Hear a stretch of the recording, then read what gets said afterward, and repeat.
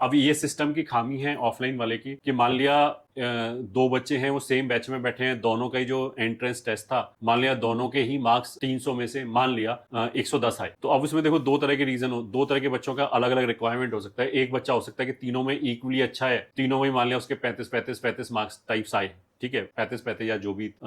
40 marks आ गए मान लिया, ऐसे करके 110 पहुंचे। दूसरे बच्चे का हो सकता है कि दो सब्जेक्ट बहुत अच्छे हों, कि फिजिक्स में मान लिया उसका 70 आ गया, केमिस्ट्री में मान लिया उसका 35 आ गया, और मैथ्स में मान लिया 5 आ गया। तो ये तो देखो बैच में अब दिक्कत आएगी कि वो जो बच्चा हो गया उसका अब एक सब्जेक्ट बहुत स्ट्रांग है और एक सब्जेक्ट बहुत ज्यादा वीक है, तो इन दोनों बच्चों के इनपुट में भी डिफरेंस आना चाहिए कि जो तीनों एक जैसे बराबर हैं तो उसको तो एक तरह का इनपुट मिलना चाहिए, क्योंकि उसकी जो एक्सपोजर और रिसेप्टिविटी है एक सर्टेन लेवल पे। दूसरा जो बच्चा है जिसका फिजिक्स बहुत ज्यादा स्ट्रांग है, ऑफ कोर्स उसको उसके पास रिसोर्सेज ऐसे होने चाहिए कि वो मैथ में फुल टाइम दे, अपना पढ़ाई का 50% टाइम मैथ में इन्वेस्ट करे, क्योंकि सबसे ज्यादा वहीं पे इंप्रूवमेंट होगा उसका। फिजिक्स में मान लिया 20% टाइम दे के भी वो उस लेवल पे रह सकता है। तो इस तरह के वेरिएशन तो आएंगे, ठीक है।